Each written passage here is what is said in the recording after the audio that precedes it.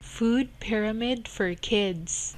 The food pyramid for kids was developed by the USDA, or the United States Department for Agriculture. Since 2005, the pyramid was reviewed and revised by the USDA, making it not only understandable by adults but also by the kids too. It is a graphic version on the specific food groups that kids are required to eat in order to meet their physically demanding years that requires nutrients and vitamins.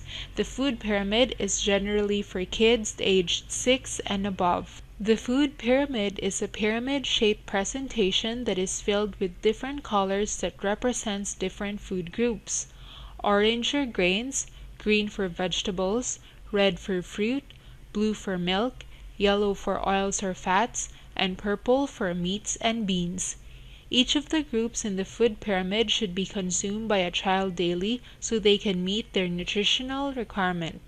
For every food group, there is a list of information written below on the amount or serving of that specific food group that they should eat each day.